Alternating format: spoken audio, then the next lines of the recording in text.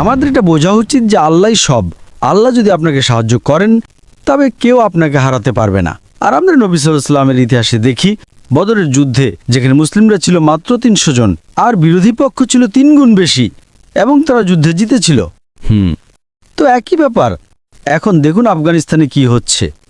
২০ বছরেরও বেশি সময় ধরে তারা $1 ট্রিলিয়ন বেশি খরচ করেছে আমেরিকা, আর শেষমেশ তাদের আফগানিস্তান ছাড়তে হয়েছে। তালিবান জিতেছে বিশ্বের সবচেয়ে শক্তিশালী সামরিক বাহিনীর বিরুদ্ধে। বিশ্ব, আর তারা ছিল সবচেয়ে দুর্বল দেশ। এখন ইরানে কি হচ্ছে? তো এই সমস্ত সেরা যুদ্ধ বিমান F-35 আর F-16, F-15 আর তাদের রাডার সবকিছু থাকা সত্ত্বেও, আর দেখুন তো এটাই হলো, তো সমস্যাটা হলো মুসলিমদের এটা বোঝা উচিত যে যিনি আমাদের সবচেয়ে ভালোভাবে রক্ষা করতে পারেন তিনি হলেন আল্লাহ। তো আপনি যদি আল্লাহর শিক্ষা থেকে দূরে সরে যান, তো যখন আমরা এটা বুঝতে পারবো যে আল্লাহ একমাত্র যিনি আমাদের রব, আর যখন আমরা শুরু করব মৃত্যুকে ভয় না পাওয়া, এখন যেহেতু আমরা মৃত্যুকে ভয় পাই তাই আমরা কুফফার অমুসলিম রক্ষাকারীদের কোটি কোটি ডলার দিচ্ছি। যখন আপনি মৃত্যুকে ভয় পাবেন না, তো নবী সাল্লাল্লাহু আলাইহি ওয়াসাল্লাম বলেছিলেন মুসলিমদের মধ্যে অহং ঢুকে পড়বে, দুনিয়ার প্রতি ভালোবাসা আর মৃত্যুর ভয়। তো যেই মুহূর্তে আপনি দুনিয়াকে ভালোবাসা বন্ধ করে দেবেন যে আমার কাছে সম্পদের কোনো মূল্য নেই, তো আপনি যদি এমনটা করতে শুরু করেন সম্পদের কোনো মূল্য নেই, আপনি একটা সাদামাটা জীবনযাপন করেন, আমি কোনো পদমর্যাদা চাই না, আমি কোনো চেয়ার চাই না, আমি আখিরাত চাই, আর তারপর আপনি মৃত্যুকে ভয় পাওয়া বন্ধ করে দেন। তালিবানের ক্ষেত্রে এটাই হয়েছিল, তারা ভয় পায়নি, ইরান ভয় পায় না।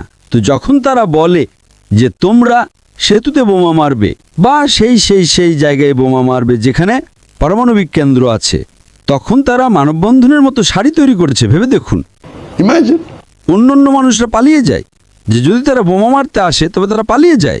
তো তারা মানববন্ধনের মতো সারি তৈরি করছে। এর মানে হলো তারা মৃত্যুকে ভয় পায় না।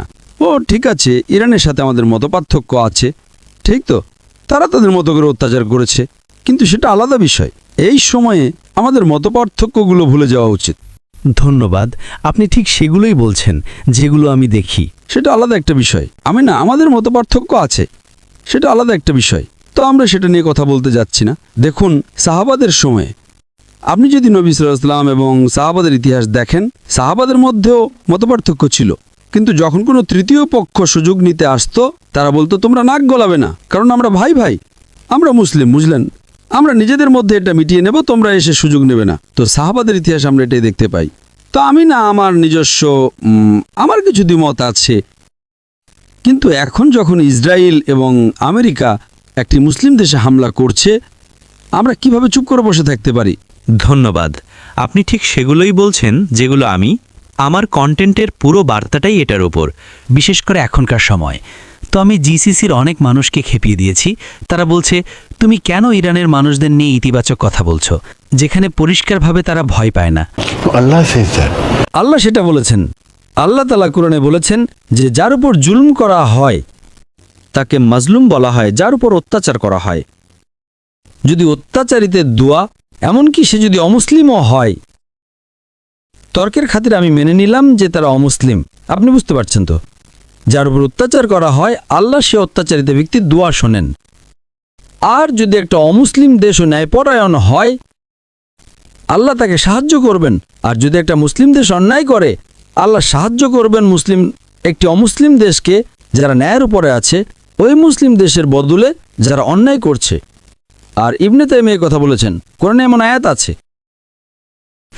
তো কোরআন এবং হাদিসের উপর ভিত্তি করে মতপার্থক্য আছে, সেটা সম্পূর্ণ আলাদা একটা অধ্যায়। এর মানে এই না যে আমি তাদের সাথে 100% একমত। ঠিক এই সময় তাদের উপর জুলুম করা হচ্ছে, তাদের মারা হচ্ছে, সেটা গাজা হোক কিংবা ইরান হোক। আর আমরা কিভাবে এটা এড়িয়ে যেতে পারি? এর মানে এই না যে আমি তাদের সাথে 100% একমত হচ্ছি। এই সময় আমাদের ঐক্যবদ্ধ হতে হবে, আমাদের ঐক্যবদ্ধ হতে হবে। আর আপনি দেখুন কোরআন এটাই বলে, নবী সাল্লাল্লাহু আলাইহি ওয়াসাল্লাম এটাই করেছেন, সাহাবারা এটাই করেছেন, খুলাফায়ে রাশিদিন এটাই করেছেন। হ্যাঁ, তো কেন আমরা না? সমস্যাটা হলো আমরা মৃত্যুকে ভয় পাই, এটাই ব্যাপার।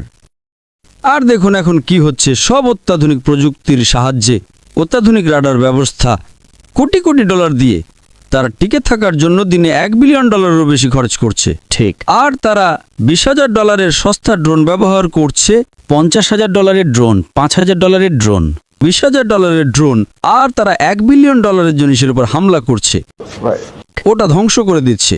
তো তো আর এটাই হলো বিষয় যে আমাদের এই দুনিয়াকে ভালোবাসা উচিত নয়, আমাদের এই বিষয়টা নিয়ে বেশি ভাবা উচিত যে আমাদের চূড়ান্ত গন্তব্য হলো আখিরাত।